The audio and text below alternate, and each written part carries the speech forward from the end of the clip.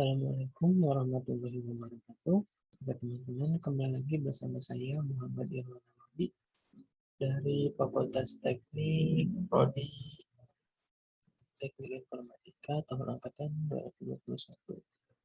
Nah, pada kesempatan kali ini saya akan membahas mengenai algoritma pada aplikasi pohon merentang atau tree, di mana pada video kali ini masih berkaitan dengan pembahasan saya sebelumnya di video graf.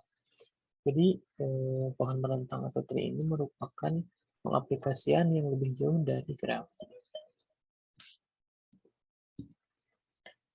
Nah, jadi bisa dilihat di layar teman-teman semua ya.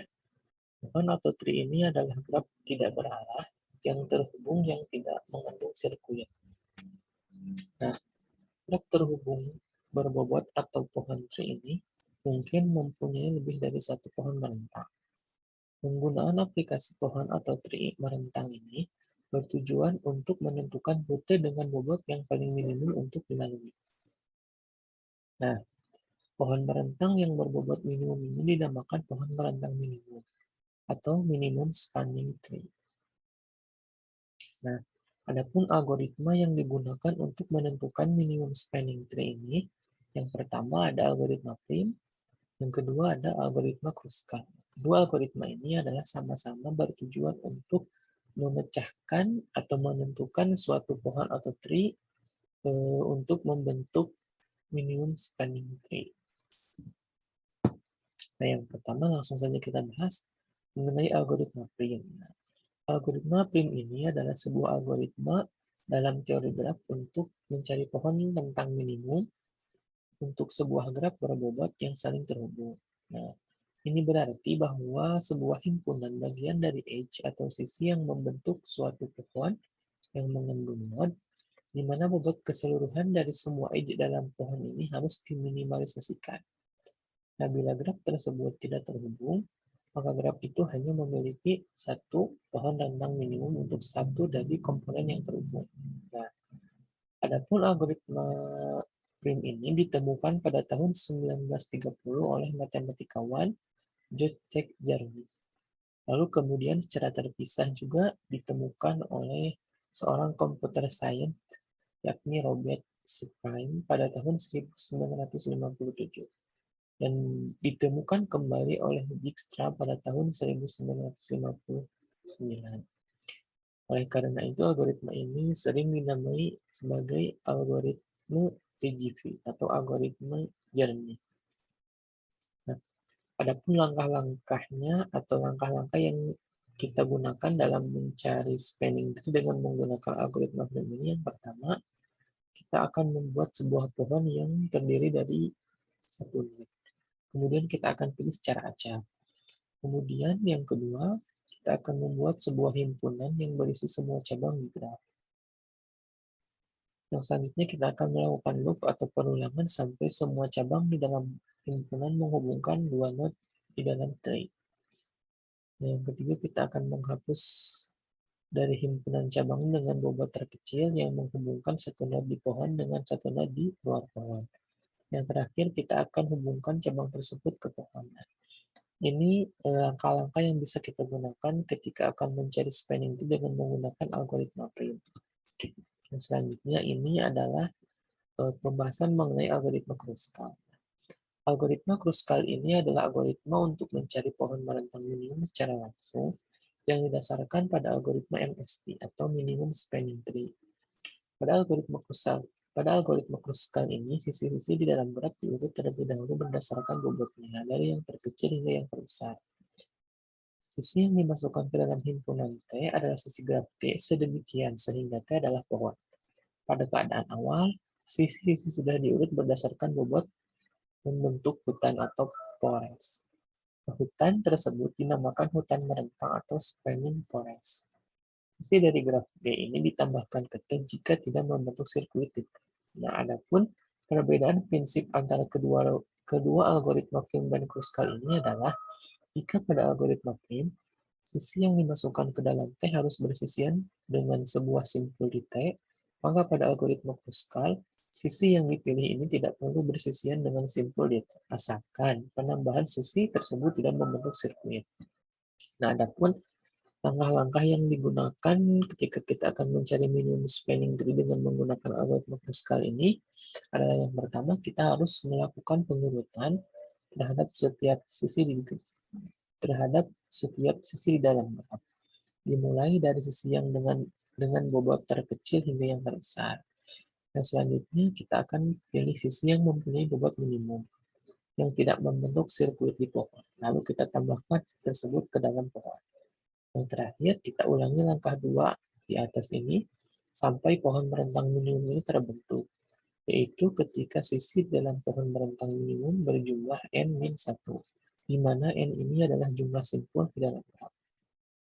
Nah, untuk selanjutnya kita akan langsung masuk ke pengaplikasian algoritma ini ke dalam bahasa pemrograman. Bahasa pemrograman yang saya gunakan pada video kali ini adalah bahasa pemrograman dengan bahasa C.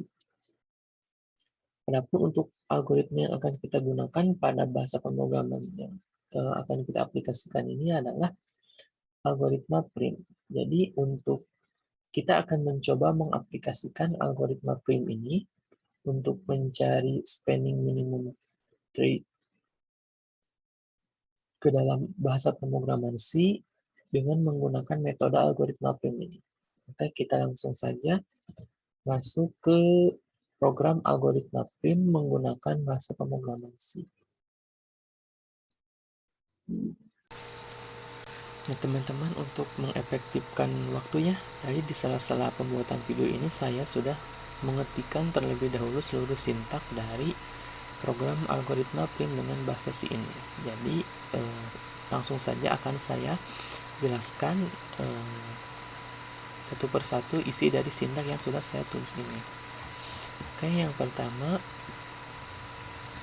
seperti biasa kita mendeklarasikan library ya untuk mengikut sertakan library di dalam bahasa pemrograman yang kita buat. Seperti biasa menggunakan library stdio.h, stdio.h, dan conio.h. Lalu di badan utama atau program utamanya sendiri dalam mainnya seperti biasa kita menggunakan beberapa variabel ya dengan tipe data integer, karena yang kita akan inputkan ini semuanya bertipe data integer atau bilangan bulat. Yang pertama kita deklarasikan integer vertex i, j, awal, dan v. Lalu kita inisialisasi v dengan 0. Lalu kita akan minta masukkan vertex untuk masukkan jumlah vertex yang akan kita buat dan akan kita cari spanning minimum tree-nya. Lalu seperti biasa kita melakukan perulangan of for. Nah, di mana perulangan ini sejalan dengan prinsip algoritma prim tadi ya. Di pembahasan tadi bahwasannya terdapat atau melakukan perulangan sedemikian n sehingga cabang-cabang di dalam tree ini ditemukan yang paling minimum ya gitu. Jadi kita melakukan beberapa perulangan ya. Yang pertama ini kita melakukan perulangan untuk mengisikan nilai vertex. Lalu ini ada pengkondisian jika i sebanding dengan j, maka titik dinilai array ke i ini sama dengan titik dinilai ke j dan keduanya diisikan dengan 0. Lalu jika tidak, ini akan menampilkan bobot dari nilai vertexnya. Jika nilai vertexnya masih 0, maka akan tampil 0. Terus selanjutnya kita representasikan data yang sudah kita inputkan di dalam program ke dalam bentuk matriks. Nah, perlu teman-teman ketahui perepresentasian nilai dalam graf ini ke dalam matriks adalah untuk memudahkan kita untuk mengecek apakah program yang kita buat ini sudah berjalan seperti semestinya atau belum. Jadi akan lebih mudah kita mengeceknya jika kita representasikan terlebih dahulu tree ini ke dalam bentuk matriks nanti. Seperti biasa kita melakukan perulangan lagi untuk menentukan vertex, untuk mengisikan nilai vertex ke dalam matriksnya. Lalu kita melakukan perulangan untuk menentukan, menentukan jumlah vertex yang dilaluinya nanti. Nah, lalu kita mencari masukkan vertex awal yang dipilih. Nah, ini kita masukkan untuk mencari nilai vertex mana yang akan kita lalui atau untuk yang akan kita cari minimum spanning tree-nya. Lalu ini kita deklarasikan beberapa variabel dengan tipe data integer ya untuk menelusuri vertex yang memiliki bobot minimum yang dilalui oleh tree ini. Terus seperti biasa kita melakukan beberapa perulangan untuk mencari minimum bobot dari graf yang kita buat ini. Sampai akhirnya kita melakukan pengkondisian di mana apabila variabel sama yang berisikan jumlah cabang di dalam tree ini sebanding dengan 0, maka akan tampil representasi data-data yang sudah kita inputkan dalam bentuk matriks, sehingga akan tampil total bobot dari representasi graf dalam bentuk matriks tadi dengan total bobot yang minimum. Oke, kita langsung saja compile program yang sudah kita buat ini. Oke, di sini sudah tidak ada error ya. Ini bisa kita lihat tidak ada error. Oke, seperti biasa kita akan diminta untuk memasukkan jumlah vertex. Nah, kita akan masukkan jumlah vertexnya misalkan 4. Lalu kita akan diminta untuk masukkan bobot atau nilai dari vertex pertama ke vertex kedua. Kita masukkan nilai edge-nya misalkan 1. Lalu bobot nilai dari vertex pertama ke vertex ketiga kita masukkan edge-nya 2. Lalu nilai edge dari vertex pertama ke vertex keempat misal kita masukkan 3. Lalu nilai edge dari vertex kedua ke vertex ketiga adalah 4. Lalu kita coba masukkan nilai dari edge antara vertex 2 dan vertex 4 adalah 5. Dan yang terakhir kita masukkan 6. Nah, ini kita dapat dalam bentuk representasi matriksnya, di mana bisa kita analogikan sebagai ini edge pertama, ini edge kedua, ini edge ketiga, dan ini edge keempat. Lalu kita lihat apakah ada edge pertama ke edge pertama. Tidak ada, maka diisikan 0. Lalu edge pertama ke edge kedua ada 1, 2 masuk 1. Lalu edge pertama ke edge ketiga apakah ada? Oh, ada 2, 1 ke 2 kita masukkan 1 ke 3 masukkan 2.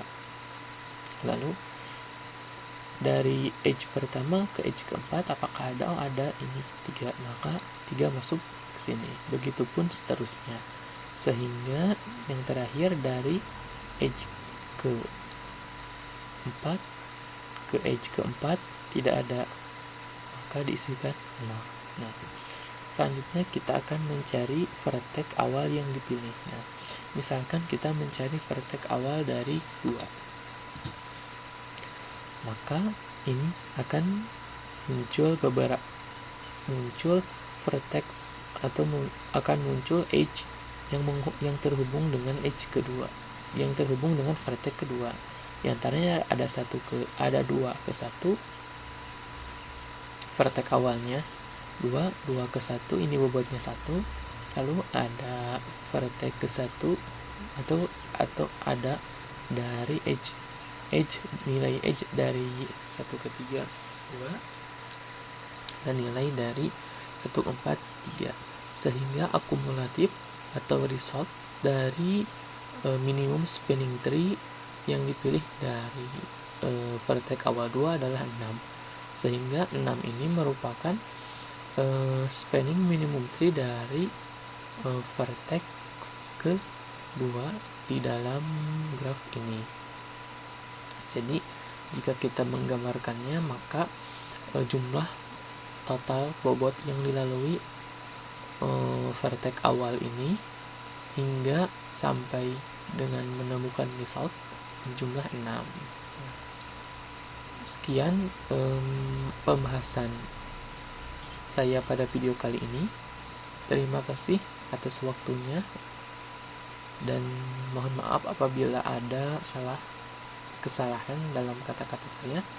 Terima kasih. Wassalamualaikum warahmatullahi wabarakatuh.